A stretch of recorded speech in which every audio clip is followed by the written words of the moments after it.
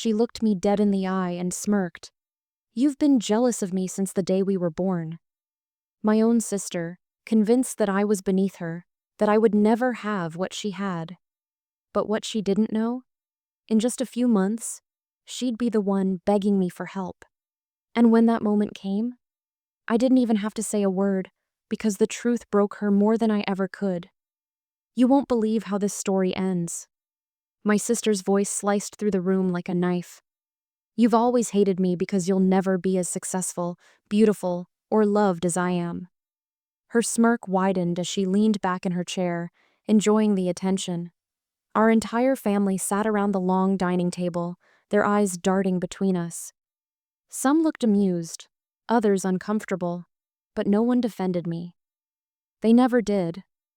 Emily thrived on moments like these, turning every gathering into a stage for her to shine while making me look like the jealous, bitter one.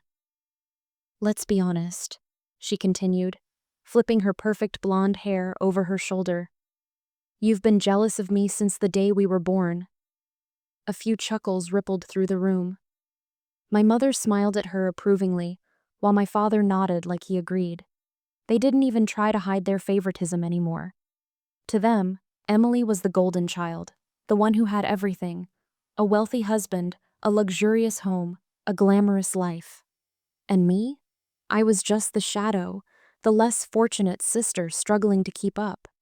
I should have felt humiliated. Maybe once, I would have. But not anymore. I took a slow sip of my wine, letting the silence drag out. My heart wasn't racing, my hands weren't shaking. Instead, I smiled, a small, knowing smile that made Emily's smirk falter just a little. Because in exactly 48 hours, she would lose everything. She didn't know it yet, but her perfect little world was about to shatter. The husband she worshipped, the mansion she flaunted, the wealth she used to humiliate me, they were all slipping through her fingers, and she had no idea. For years, Emily had treated me like I was beneath her, like I would never be more than the pathetic younger sister living in her shadow. But while she was busy showing off, while she was laughing at me, while she was calling me a failure, I was doing something she never expected. I was waiting. And now, the moment had finally come. The tables had turned. So I leaned forward, resting my elbows on the table, and met her gaze. "Jealous?" I repeated, my voice calm, almost amused. "Oh, Emily, you have no idea what's coming." Emily had been the golden child from the moment she was born. She was the kind of person who walked into a room and demanded attention without saying a word. Our parents adored her, teachers admired her, relatives compared me to her in every way. "Look at Emily, she's so beautiful, so charming, such a natural leader. You should learn from Emily. She knows how to carry herself." "Emily got another award? Wow. And what about you, dear?" I heard these words my entire life, always being reminded that I was second best. No matter what I did, it was never enough because Emily had already done it better, earlier, louder. At first, I believed them. I thought maybe I really was less intelligent, less attractive, less important. So I worked harder. I got better grades. I took on extra projects. I tried to prove that I was just as worthy of love and attention as she was. But it never changed anything. The spotlight belonged to Emily, and there was no room for me in it. The worst part? Emily knew it, and she loved every second of it. She would pretend to be concerned about me, tilting her head and faking a sympathetic smile. "Oh, sweetie, I just don't want you to be embarrassed by how average you are. I worry about you, you know. It must be so hard watching me succeed while you're still figuring things out." And the worst one, the one that still echoed in my mind even after all these years: "Not everyone is meant for greatness, sis. You should just accept that." She said it with such confidence, like it was a fact. Like she had already decided that I would always be beneath her, that I would always be the one looking up at her perfect life, wishing I had even a fraction of what she did. But Emily wasn't just mean. She was calculated. She never destroyed people outright. No, she chipped away at them slowly, one small humiliation at a time. She would give me makeover tips in front of people, pointing out my flaws like she was doing me a favor. She would correct my pronunciation at family dinners, making sure everyone noticed. She even stole my friends, charming them so effortlessly that they eventually stopped inviting me to things, preferring to be around her instead. Emily was a queen, and I was nothing more than a joke to her. But as much as she loved making me feel small, there was one thing she loved even more: winning. Emily needed to be the best, the most beautiful, the most successful. And if she sensed even the slightest threat to her position, she would destroy it before it could grow into competition. And that's exactly what she did to me. Because when she saw that, despite everything, I was still happy. She made sure to take that away too. Growing up in Emily's shadow had been painful, but nothing could have prepared me for the moment she completely ripped my life apart. For the first time, I had something she couldn't take away. His name was Jake. He was everything Emily wasn't: kind, patient, and genuine. He saw me in a way no one else did, not as the lesser sister, but as someone worth loving, worth choosing. For the first time in my life, I felt secure. I felt like I was finally free from Emily's games. Because love wasn't a competition, right? She could have the attention, the praise, the approval. I had something real. But Emily was never satisfied with winning. She needed everyone else to lose. And so, she set her sights on the one thing she hadn't stolen from me yet: Jake. At first it was subtle. She would flirt in front of me, but not in a way that I could call out without sounding paranoid. A playful touch on his arm, a comment about how he deserved a woman who could keep up with him. Jake would just laugh it off. "She's just teasing, babe. You know how Emily is." I knew how Emily was, and I knew what she was doing, but no one believed me. Not my parents. "Oh, sweetheart, don't be ridiculous. Emily would never do something like that." Not my friends. I mean, Emily flirts with everyone. It's harmless. Not even Jake.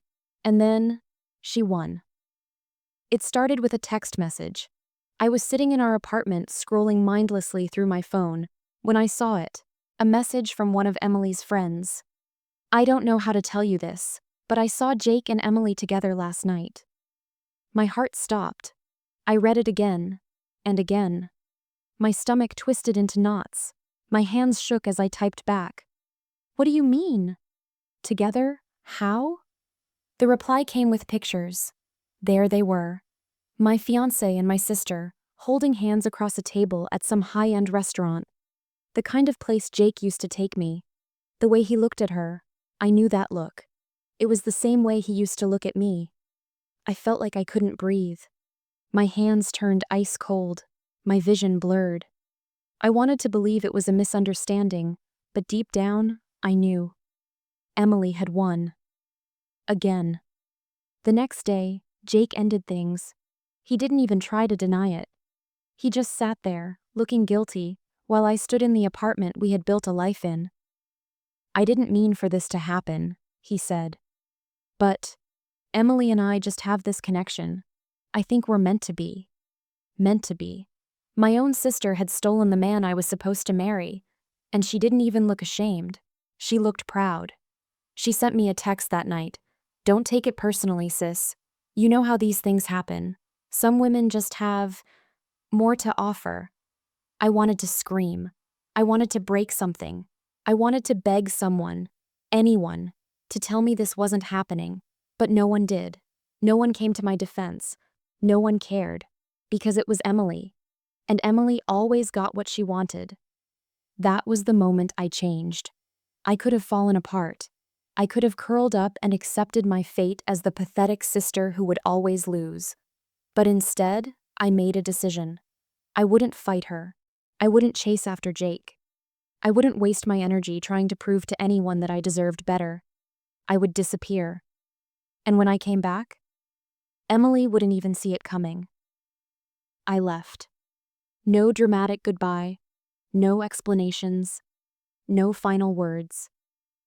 I packed my things and walked away from everyone who had let her win. Emily thought she had destroyed me. She believed I would stay in town, watching her live the life that was supposed to be mine. She probably imagined me crying, drowning in my misery, envying her from a distance. But that's not what happened. I vanished. I deleted my social media, changed my number, and moved to a city where no one knew me as Emily's little sister. And while Emily basked in her stolen victory, I did something she never expected. I built. At first, I had no idea what I was doing. All I knew was that I needed to create something of my own, something so powerful that Emily could never take it away.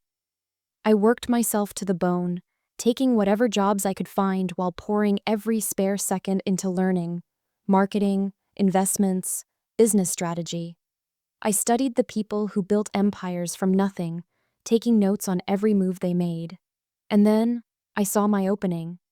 A small but growing tech investment firm was looking for new partners. They didn't care about degrees or connections. They wanted people who were hungry, ruthless, and ready to take risks. I was exactly what they were looking for.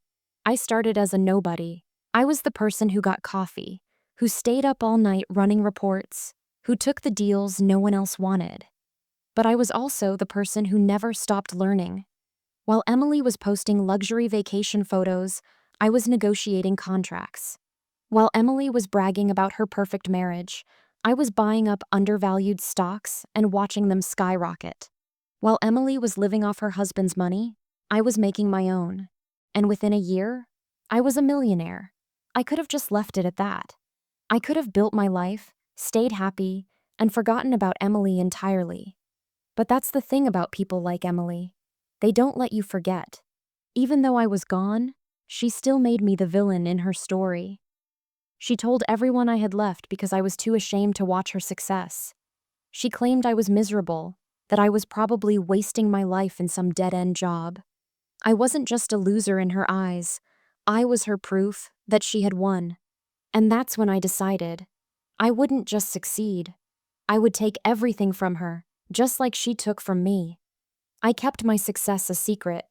I made quiet investments, slowly gaining control of companies tied to her husband's business. Because here's what Emily never realized. Her perfect life? It wasn't built by her. It was held up by Jake's company. And Jake's company? It was drowning. The first signs of trouble came quietly.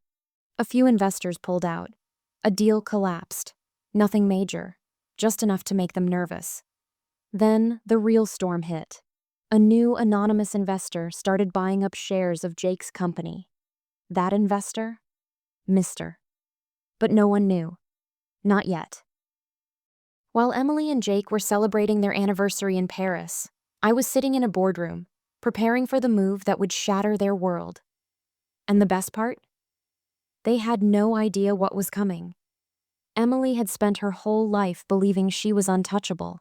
She thought her beauty, charm, and social connections would always protect her, that she would always be the one looking down on others while they scrambled beneath her.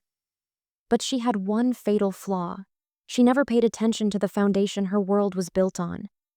Because Emily wasn't actually independent. She never had been. Her luxury lifestyle? Paid for by Jake. Her status? Tied to his wealth? Her power?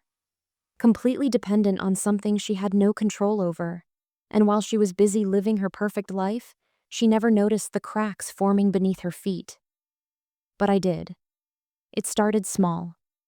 Jake had always been a confident man, but suddenly, he seemed tense. Emily brushed it off at first, assuming he was just stressed from work. But then the whispers began. Investors pulling out, failed deals, rising debts. She noticed the first real change when Jake stopped spending money the way he used to. No more impulsive luxury shopping, no more extravagant vacations. He even hesitated before agreeing to buy her a new diamond necklace, something that would have been an afterthought a year ago. That's when Emily started paying attention. "Jake, is something wrong?" she asked one night as they sat in their massive, glass-walled dining room overlooking the city skyline. He sighed, running a hand through his hair. "It's just business," he muttered. But Emily wasn't stupid. She had lived a life of privilege, but she knew when something wasn't right. So she did what Emily always did. She dug. And what she found shook her to the core. One night, while Jake was asleep, Emily sat in bed scrolling through his emails. What she saw made her blood run cold. Urgent messages from his legal team. Meeting requests with debt recovery agents. Investors threatening to pull the last of their funding. Mentions of a major shareholder buying up controlling interest in the company. A new investor. Someone she had never heard of. Someone who was quickly becoming the most powerful voice in Jake's company. Emily's hands shook as she kept scrolling, and then she saw the name. Mine. My initials were on multiple contracts, linked to multiple investment firms. Her breath caught in her throat. It wasn't possible. It couldn't be me. She hadn't seen me in years. She had assumed I was struggling, barely surviving, miserable without her approval. And yet, here I was, silently tightening my grip around her perfect life. That night, for the first time in her life, Emily felt powerless. A week later, the truth finally exploded. Emily had been keeping her discovery to herself, waiting for the right moment to confront Jake. But before she could, he snapped first. It happened at a high-profile charity gala, one of those ridiculous events where rich people gathered to raise awareness while wearing outfits that cost more than most people's yearly salary. Emily was in her element, drinking expensive champagne, flashing her perfect smile at cameras, completely ignoring the storm waiting for her at home. But Jake? He wasn't playing along anymore. When the cameras were off, his mask slipped. His smile was forced. His grip on Emily's waist was tighter than usual. His jaw clenched like he was barely holding something back. She knew something was coming. And then, in the middle of the event, he pulled her aside. "We need to talk, now." Emily, still pretending everything was fine, gave him a fake laugh. "Can it wait? I'm busy being fabulous." But Jake wasn't amused. "No, Emily. It can't wait." They left the party early, and the second they walked through the door of their mansion, Jake exploded. "Do you even realize what's happening? We're ruined, Emily. Everything is falling apart, and all you care about is being the center of attention." She scoffed, tossing her purse onto the table. "Oh, please, Jake. You always act like the world is ending when things get hard. We'll fix it. We always do." But Jake shook his head, his hands in his hair, pacing the room like a caged animal. "You don't get it. There's nothing to fix. The company is gone. Our money is gone. Our house. This life. It's all built on a foundation that's about to collapse." For the first time, Emily actually felt fear. "You're overreacting," she snapped, but her voice wasn't as confident anymore. Jake laughed bitterly, a sound that made her stomach twist. "Overreacting? Oh, sweetheart, do you know who owns our company now?" Emily froze. He pulled out his phone and shoved it into her hands. It was a legal document, an ownership transfer. And there, printed in bold letters, was my full name. Emily felt the floor fall out from under her. "No," she whispered. "That's not possible." Jake ran a hand over his face, shaking his head. "Oh, it's possible. Your sister played us both. While you were busy humiliating her, she was building something bigger than we could have ever imagined. And now, she owns us." Emily's heart pounded in her chest. This couldn't be happening. This wasn't how the story was supposed to go. She was supposed to be the winner. She was supposed to be untouchable. And yet, her sister, the one she had spent her whole life mocking, had just destroyed everything. She couldn't breathe. She needed to see me. She needed to fix this. But she had no idea. It was already too late. Emily had never been the kind of person to admit defeat. Even when everything was falling apart, she would rather fake a smile and pretend things were perfect than acknowledge she was losing. But this time, she wasn't just losing, she was crumbling. The realization that I owned Jake's company had shattered the perfect illusion she had spent years crafting. She had spent her whole life believing she was untouchable, that no matter what happened, she would always land on top.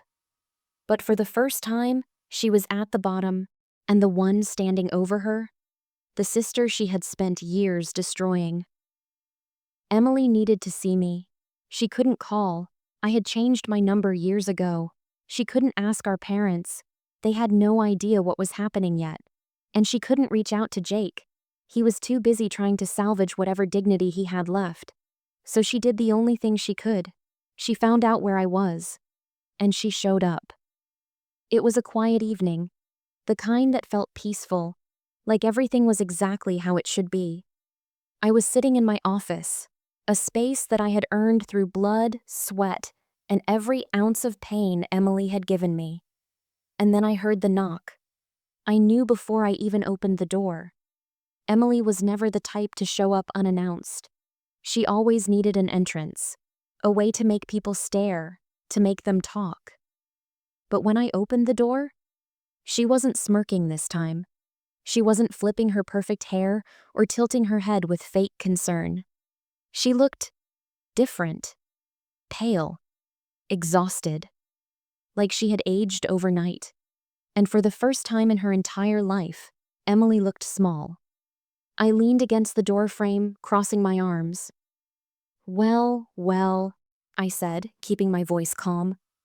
Look who finally decided to stop pretending. She swallowed hard, her lips parting like she was about to say something. But then she hesitated. Emily had always been good with words. She knew how to cut people down in seconds. But now, she had nothing left. Can I come in? She finally asked. I raised an eyebrow. You never invited me into your world, Emily. Why should I let you into mine? She exhaled sharply, looking away. For once, she didn't have a comeback. But then she whispered something I never expected. I messed up. For a second, I almost laughed. Emily, admitting she did something wrong? I stepped aside, letting her walk in. She stood in the middle of my office, looking so out of place. The same woman who had once mocked my ambition, who had told me I would never amount to anything, was now standing in the empire I had built, an empire she had no power over. I didn't say anything. I let her sit in the silence. She shifted uncomfortably before finally speaking. I didn't know it was you, she said, almost defensive. I didn't know you were the one buying up Jake's company. I tilted my head. Would it have changed anything? She hesitated. I don't know. And that was the truth. Even if she had known, Emily wouldn't have stopped, because she never thought I could win. You think you're the victim here? I asked, narrowing my eyes. That's cute, Emily. You spent years making sure I would always be beneath you. You took everything from me. And now that it's happening to you, you suddenly want sympathy? She flinched. I didn't take everything from you, she muttered. I let out a short, bitter laugh. You stole my fiancé. You turned my own family against me. You made sure I always felt like I was nothing. And for what? She didn't answer. Was it fun? I pressed. Did it feel good to watch me break? Her eyes flickered with something, guilt, regret, or maybe just fear. She swallowed. I thought you were jealous of me. That's how it always was. You were the one chasing me, trying to compete with me. I stared at her for a moment before shaking my head. No, Emily. You had it all wrong. I was never competing with you. She looked confused. Then why? Because I was never jealous of you, I interrupted. You were jealous of me. She froze. I stepped closer, watching her expression shift. You spent your entire life trying to convince yourself that I was beneath you. But deep down, you always knew that if I ever got the chance, if I ever stepped out of your shadow, I would pass you by. And that scared you, didn't it? She said nothing. Because she knew I was right. Emily didn't destroy me because she thought I was less than her. She destroyed me because she knew that if I ever realized my own worth, she would never be able to keep up. And now, she was living in the very nightmare she had worked so hard to avoid. Her world had fallen apart, and I was the one standing on top. I turned back to my desk, pulling out a thick folder, the one I had prepared for this exact moment. I set it on the table in front of her. "What's this?" she asked. I smiled. "Your future." Her hands trembled as she picked it up. She flipped through the pages, her breath catching when she realized what it was. A contract. Ownership transfer. Her last chance to save anything. "I could just leave you with nothing," I said, "but I want you to make a choice." Her eyes snapped up to mine. "Sign it, and I'll let you keep just enough to survive. You won't have your perfect life, but you won't be out on the streets either. Or," I leaned forward, "walk away and lose everything." She stared at me, her face pale. For the first time, Emily had no control. For the first time, she had to answer to me. She opened her mouth like she was about to argue, but then she saw the look in my eyes. She knew there was no escaping this. Her hands shook as she picked up the pen. And then, for the first time in her life, she surrendered. She signed her name. And just like that, Emily was no longer the queen. I took the folder back, flipping through the pages before nodding. "It's done," I said simply. Emily lowered her head, silent. I stepped past her and opened the door. "Goodbye, Emily." She turned to look at me one last time, her eyes full of something I had never seen before. Not anger, not arrogance, not victory, defeat. And then, for the first time in my life, Emily walked away from me. But this time, I wasn't the one left behind. Emily disappeared after that. No dramatic speeches, no final attempts to reclaim her throne, just silence. The news spread fast. Her perfect life was over. Jake left her the moment she lost everything. Their so-called friends vanished the second she had nothing to offer. Our parents, shocked but powerless to fix it. And me? I didn't celebrate. I didn't gloat. I didn't post anything for the world to see. Because this was never about revenge. It was about proving something, to myself, that I was never beneath her, that I was never second best, that I had always been more than just Emily's sister. A year later, I was standing in front of a packed auditorium, giving a speech at a global business summit. At the end of the event, a journalist approached me. "You've built one of the most successful companies in the country. What's the secret to your success?" I smiled, glancing at the city skyline, knowing that somewhere out there, Emily was watching. "The secret?" I repeated. "Never waste your energy on revenge. Just build something so powerful that they destroy themselves trying to keep up." And with that, I walked away, this time, into a future that belonged entirely to me.